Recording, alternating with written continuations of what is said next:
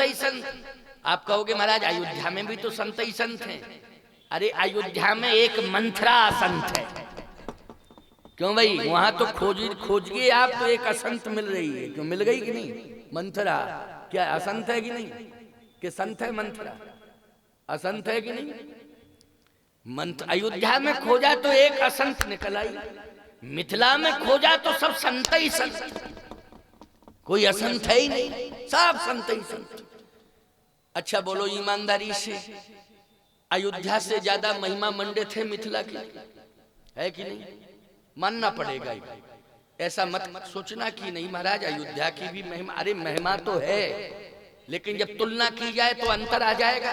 जैसे राम और भरत में तुलना की जाए तो किसका पल्ला भारी हो जाएगा? जल्दी बोलो। राम और भरत में पल्ला किसका भारी होगा? दो दिस समुझ कहत सब लोगु, सब विधि भरत सराह जो। तो भरत जी का पल्ला भारी हो रहा है कि नहीं हो रहा है? इसमें अन्यथा लेने की क्या जरूरत है? भगवान राम भी इसमें अन्यथा नहीं लेंगे, कोई भी अन्यथा नहीं ले सकता है। जो सत्य है वो सत्य है। ऐसे ही मिथिला की और अयोध्या की तुलना की जाए तराजू के पल्लों पर रख के, तो मिथिला का पल्ला भारी पड़ जाएगा। किसका पल्ला भारी पड़ेगा बोलो?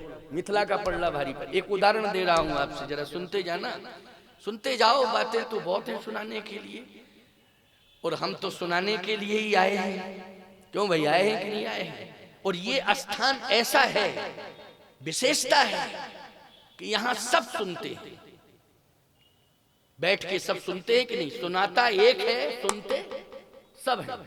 बोलो ये विशेषता नहीं है? नहीं, अभी घर चले जाओ, कोई किसी की सुनना चाहता है क्या? बोलो भाई, अभी यहां से उठ के जब घर जाओ और आप कहो कि हमारी सुनो, तो आपकी पत्नी कहेगी हम आपकी दो सुनेंगे तो एक हमारी भी सुनो। ऐसा नहीं कि हम तुम्हारी सुनते जाएं, क्यों हमारी भी सुनो। तो आपको सुनना पड़ेगा। हाँ हाँ नहीं, सुनना पड़ेगा, सुनना पड़ेगा। सुन रहा हूं, हाँ सुनाओ, क्या बात है। ये स्थान ऐसा है, अबाल वृद्ध नर नारी सब यहां बैठे हुए हैं। ईमानदारी से बताओ, डिसिप्लिन, अनुशासन, आध्यात्म में कितनी ताकत है, अनुशासन बनाने की कितनी बड़ी क्षमता है आध्यात्म में। क्या यहां पुलिस लगाई आपने? बोलो, क्या कोई माइका लाल ये कह रहा है कि शोरगुल बंद करो? शांति से सब बैठे हुए हैं और सुन रहे हैं, और दत्त चित्त से सुन रहे हैं, मन लगा के सुन रहे हैं। ये आध्यात्मिक सभा की विशेषता है। ये तो और जगह कहां है सब? कहीं भी हो? अरे भाई हम ये हैं, अभी मंच से नीचे उतर जाएं, ये मंच की विशेषता है। मंच से नीचे उतर जाएं और सड़क पे खड़े होके कहें ए माता जी हमारी सुनो, तो तुरंत कहेंगे हमने सास ससुर की नहीं सुनी, तुम्हारी क्या सुनी। क्यों भाई, सड़क पर उतर के अगर हम कहें हमारी बात सुनो, डिफरेंस आ जाएगा कि नहीं आ जाएगा? बोलो। और हम सड़क से उठ के सीधे चल के मंच पर बैठ जाएं, तुरंत अनुशासन बन जाएगा कि नहीं बन जाएगा? बोलो, बनेगा अनुशासन की नहीं? ये सनातन धर्म की विशेषता यही है, अनुशासन। इसलिए कहना चाहता हूं कि अनुशासन अगर सीखना समझना है तो सभी को परिवार सहित आना पड़ेगा, सनातन धर्म मंच के सम्मुख होना पड़ेगा। अनुशासन निश्चित रूप से बनेगा। कैसे नहीं बनेगा? कंफर्म है कि अनुशासन बनेगा, आना पड़ेगा। लेकिन ये मंच वो है जो मंच अनुशासन देता है। प्यारे, शासन तो सब करते हैं, लेकिन अनुशासन यदि सच्चे रूप से कोई दे सकता है तो वो सनातन धर्म का मंच है जो अनुशासन देता है। अनुशासन ही व्यक्ति को महान बनाता है, अनुशासन ही देश को महान बनाता है। बोलो, बनाता है कि नहीं? व्यक्ति को भी बनाता है और देश को भी महान बनाता है। इसलिए सनातन धर्म के मंच से जुड़ना आवश्यक है, परिवार सहित जुड़ना आवश्यक है। सती जी के लिए यही तो सोचा था भगवान शंकर ने। भगवान शंकर ने, अच्छा एक बात बताओ ईमानदारी से, शंकर जी जैसा कोई वक्ता है क्या दुनिया में? नहीं है ना, शंकर जी जैसा कोई वक्ता ही नहीं है। लेकिन समस्या इस बात की है कि सती जी को अनुशासित करना चाहते हैं भगवान शंकर, लेकिन लंच में समझा रहे हैं, उनकी समझाई में नहीं आ रही। लंच में बैठ के समझा रहे हैं सती को, शंकर जी बार बार समझा रहे हैं, लेकिन लंच में सती की समझ में नहीं आ रही बात। भगवान शंकर ने कहा कि अब मंच की तरफ बढ़े। क्यों भाई, अब कहां बढ़े? मंच की तरफ बढ़े। तो एक बार त्रेता जुग माही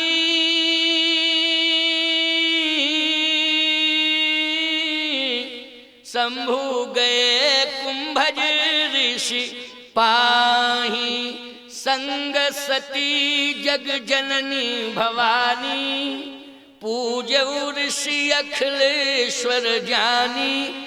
बोलो लंच से कहां बढ़ रहे हैं? मंच की ओर। बोलो बढ़ रहे, किसके लिए जा रहे हैं मंच की ओर? अनुशासन दिलाने के लिए। कंफर्म है कि नहीं? इस बात को मान रहे हो तो ऐसे करो, और नहीं मान रहे हो तो ऐसे करो। स्वतंत्र भारत है, पंचायती राज है, हम क्या बिगाड़ लेंगे तुम्हारा? लेकिन सही बात है, बात तो माननी पड़ेगी ना। कैलाश पर्वत पर बैठे हैं, ये लंच है, और सत्संग स्थल में जा रहे हैं कुंभज के यहाँ कथा सुनने, वो मंच है। बोलो है कि नहीं? लेकिन जैसे ही मंच की ओर बढ़े प्यारे, कथा हो रही थी, भूल यह हो गई कि सती ने कथा नहीं सुनी, भगवान शिव ने कथा सुनी। कल्पना करो आप, अगर सती मन से कथा सुन लेती तो अनुशासित हो जाती कि नहीं हो जाती? लेकिन भूल कर बैठी, गई लेकिन कथा नहीं सुनी। मन से कथा नहीं सुनी, अनुशासन पैदा नहीं हुआ। ना तो कथा में कोई बात स्वीकार की है, ना भगवान शंकर की बात को स्वीकार किया है। अनुशासनहीनता है कि नहीं? ये भगवान शंकर ने कहा ये हमारे ईश्वर हैं, इष्ट हैं, इनको प्रणाम करो, तो कहती हम मानने को तैयार नहीं हैं, हम नहीं मानते कि ये भगवान है। इसका मतलब है अनुशासनहीनता, अनुशासित नहीं है सती। एतावतः प्रसंग का विस्तार नहीं है, संकेत दे रहा हूं। बोलो नुकसान किसने उठाया? सती ने उठाया कि नहीं उठाया? नुकसान सती ने उठाया। क्यों? बात नहीं मानी, अनुशासन को स्वीकार नहीं किया, तो जाकर के पिता के यहां गई और अपने शरीर को जला करके भस्मीभूत कर दिया। बोलो किया कि नहीं किया? अगर बात मान लेती तो मैं सत्य कह रहा हूं, पति भी प्रसन्न और परमात्मा भी प्रसन्न, दोनों प्रसन्न हो जाते। बोलो हो जाते कि नहीं? पति और परमात्मा दोनों प्रसन्न। इससे बड़ी उपलब्धि और क्या हो सकती है?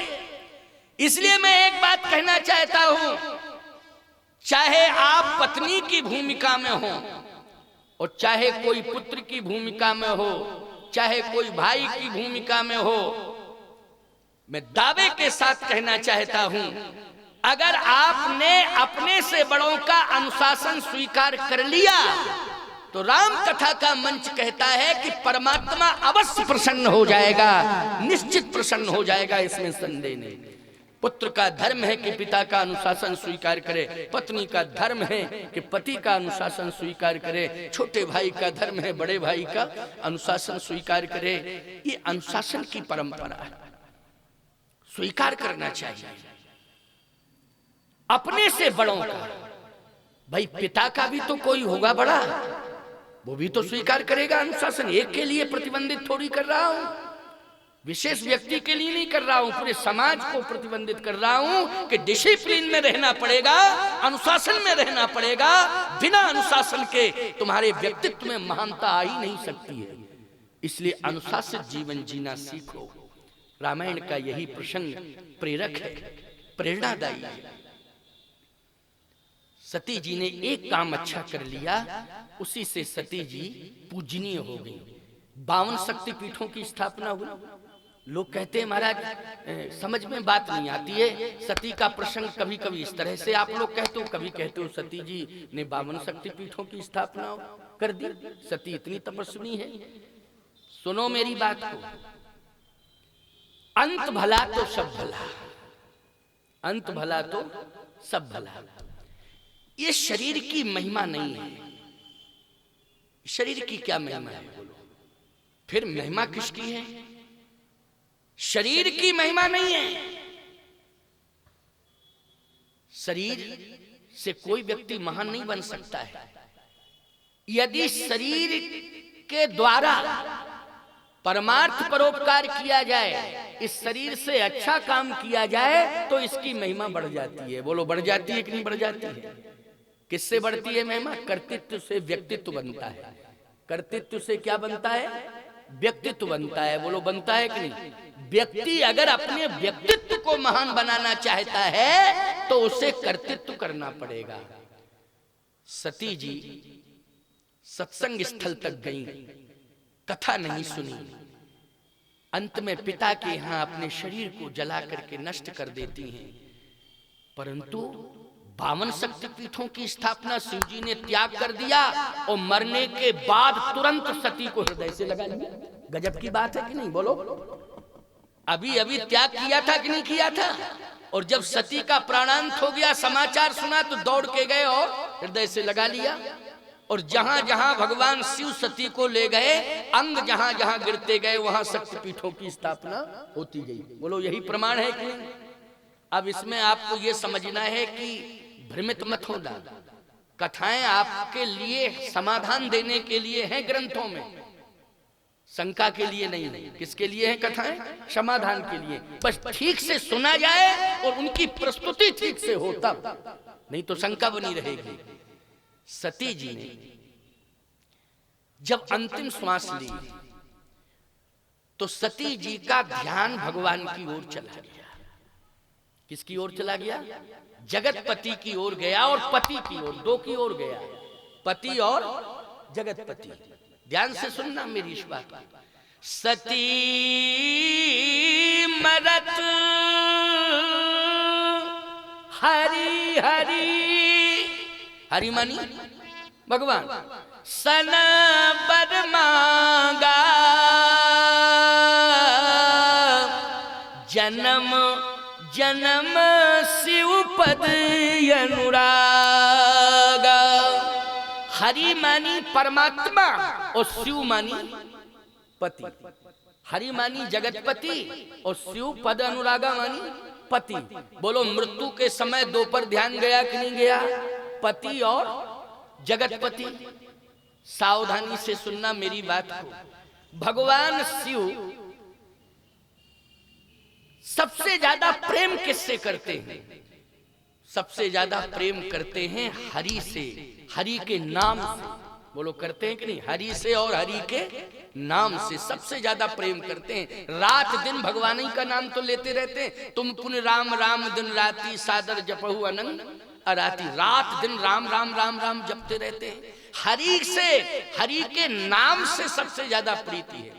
और जो भी हरि का नाम लेता है, याद रखना भगवान शिव उसी से प्रेम करते हैं, कोई भी हो संसार में।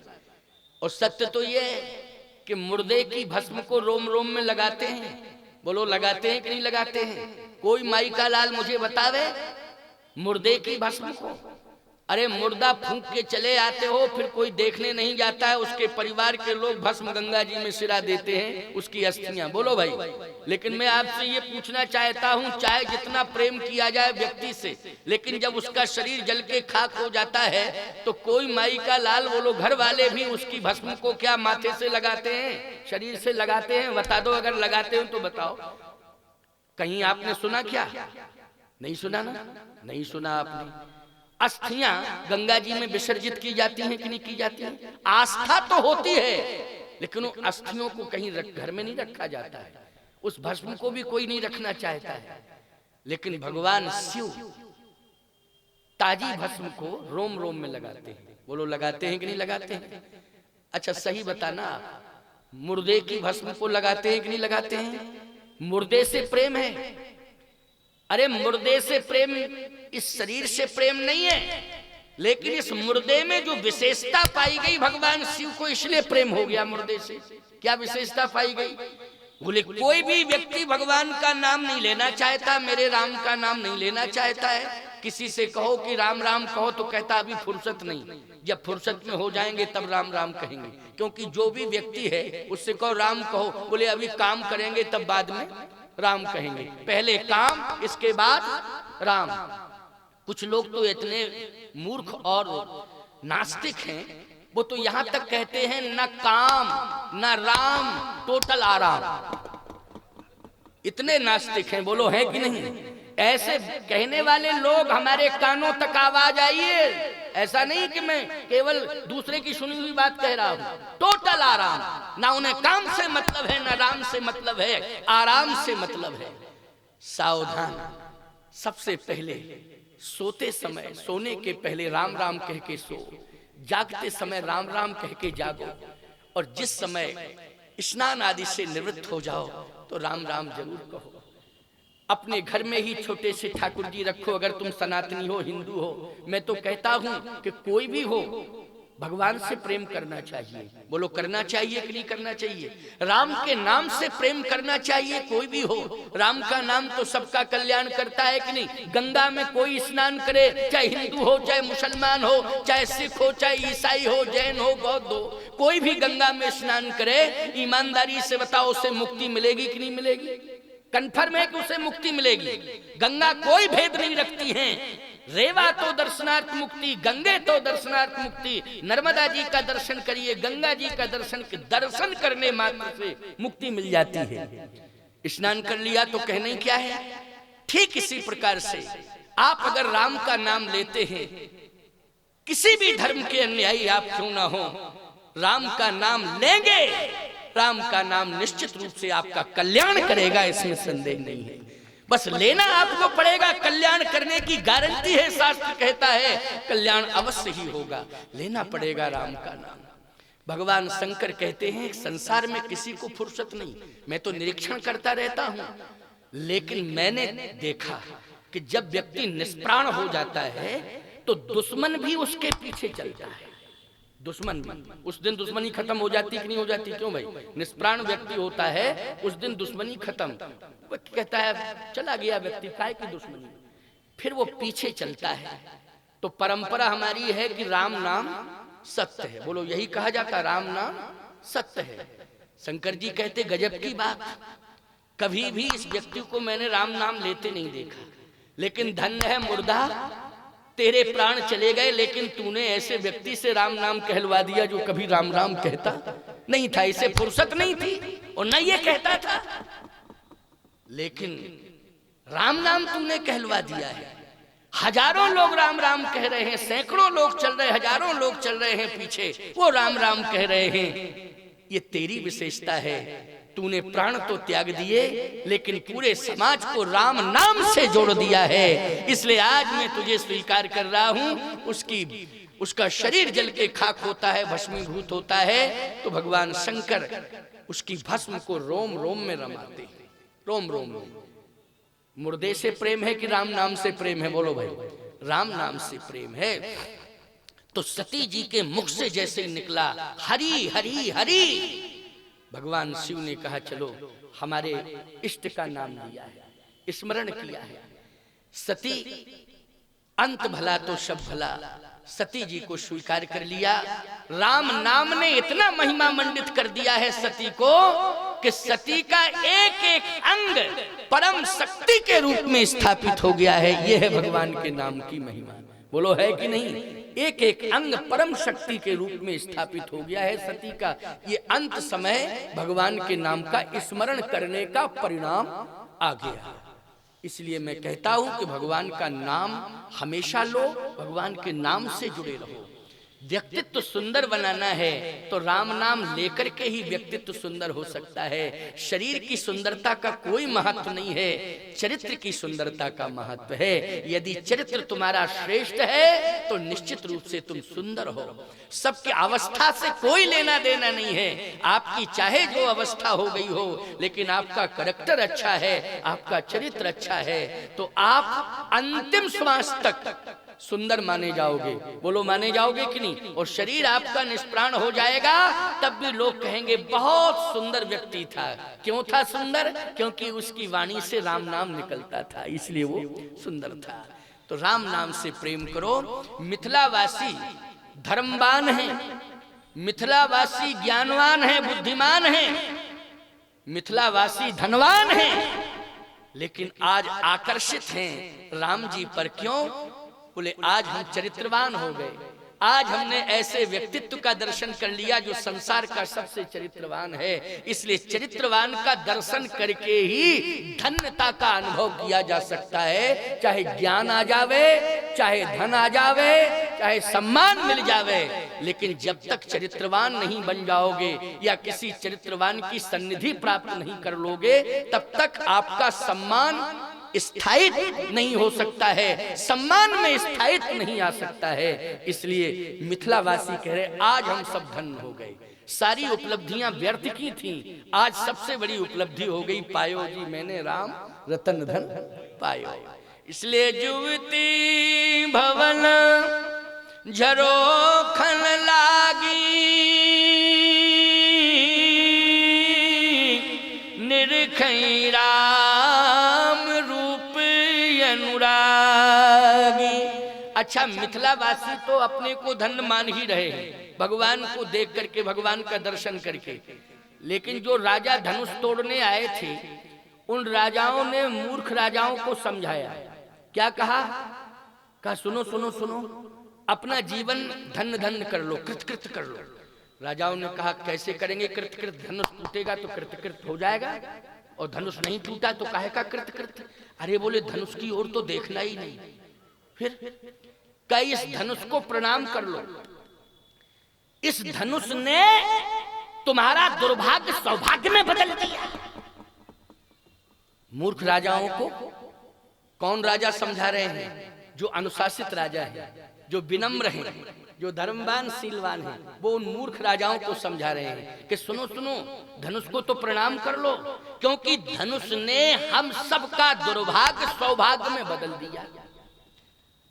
उन राजाओं ने कहा कि कैसे? धनुष से क्या मतलब है? सौभाग्य हमारा तब बनेगा जब ये टूट जावे तो सौभाग्य बन जावे, अभी टूटा उटा है नहीं, हम गए नहीं हो, सौभाग्य सौभाग्य, कैसा दुर्भाग्य कैसा सौभाग्य का? सुनो तो, जिंदगी में भगवान का दर्शन हो जाए सबसे बड़ी उपलब्धि है।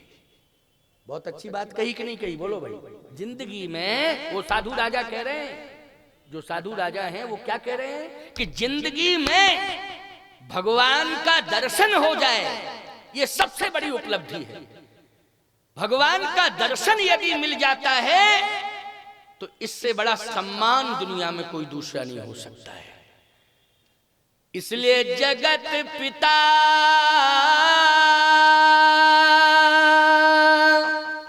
रघुपति बिचारी,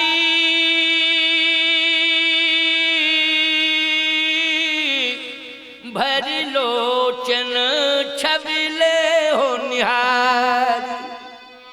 ये जगत पिता बैठे हैं, इनका दर्शन करो और धनुष को धन्यवाद दो कि तू माध्यम बन गया भगवान का दर्शन कराने में। अगर तू माध्यम नहीं बनता तो हम अभागियों को दर्शन होने वाला नहीं था। क्यों भाई? कितनी अच्छी सोच है, जल्दी बोलो, सकारात्मक सोच है कि नहीं? अच्छा, बात भी सही हो रही है कि नहीं हो रही है? धनुष माध्यम बना कि नहीं बना भगवान के दर्शन के लिए? अगर ये धनुष ना होता तो तुम्हें आने का अवसर नहीं मिलता, और आने का अवसर नहीं मिलता तो भगवान नहीं मिलते, और धनुष नहीं होता तो भगवान भी नहीं आते। ये धनुष माध्यम, धनुष जग सुन रग कुलना था। क्यों भाई? धनुष जग सुन, धनुष जग, होम यज्ञ के धनुष यज्ञ के ज्ञान यज्ञ, जल्दी बोलो।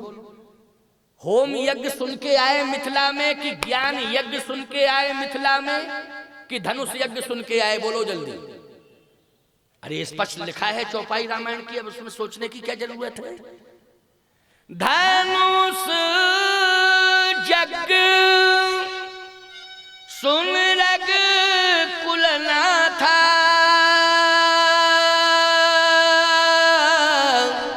हरस चले मुनिवर के साथ। ये धनुष ही माध्यम बन गया है, तभी तो राम जी यहां आ गए। इसलिए अपने जीवन को धन्य करो, दर्शन करो, धनुष को धन्यवाद दो, भगवान का दर्शन करो, अपने दुर्भाग्य को सौभाग्य में बदल लो। ये साधु राजा कह रहे हैं। लेकिन जानते हो आप, अभिमानी राजा हैं, अहंकारी राजा हैं, अनुशासित नहीं हैं। सबसे ज्यादा अनुशासनहीन और दंड है ये 10,000 जितने बैठे हैं। उन्होंने कहा कि ना मैं भगवान को मानता हूं, ना मैं पिता को मानता हूं, ना जगत पिता को। जब पिता ही को नहीं मानता हूं तो जगत पिता को क्या मानूंगा? खबरदार, हम ना पिता को मानते हैं ना जगत पिता को मानते। बोलो सबसे बड़े उद्दंड है ये समाज के कि नहीं, जो ना पिता को माने ना जगत पिता को माने। हम नहीं मानते, ना माता को मानते हैं ना जगत माता को मानते। जब माता को नहीं मानते तो जगत माता को क्या माने, जब पिता को नहीं मानते तो जगत पिता को क्या माने। बंद करो ये बकवास। हमें केवल धनुष दिखाई दे रहा है और लग रहा है इसको चकनाचूर कर ऐसा तोड़ दूं इसको कि किसी काम का न रहे। और जनक भी एक बार सोचें कि हाँ ऐसे ऐसे बलवान और पहलवान आए कि धनुष को चकनाचूर कर दिया। तो बोले हम तो चकनाचूर करने आए हैं धनुष को, धनुष का कुछ बचेगा ही नहीं, ऐसा चकनाचूर करूंगा धनुष को। हमें केवल धनुष दिखाई दे रहा है। सावधान, चरित्र का कितना बड़ा पतन है कि जो पिता को ना माने माता, और जगत पिता को ना माने, जो माता को ना माने जगत माता को ना माने, उससे बड़ा दुर्भाग्य संसार में कोई दूसरा नहीं है। उससे पतित संसार में कोई दूसरा नहीं है। ऐसे व्यक्ति को चुल्लू भर पानी में डूब करके मर जाना चाहिए। जीवन अनुशासित होना चाहिए। और मैं एक बात कहता हूं, जीवन को अनुशासित बनाने के लिए यह प्रयास किया जा रहा है सत्संग का प्रतिवर्ष। जीवन अनुशासित हो। अनुशासन देश को महान बनाता है, व्यक्ति को महान बनाता है, तभी तो देश को महान बनाता है। बिना अनुशासन के कोई महान बन ही नहीं सकता है। जनकपुर में अनुशासन कहां कहां दिखाई दे रहा है। सबसे पहला अनुशासन तो यही है कि धाये धाम काम सब त्यागी, मनहु रंक निधि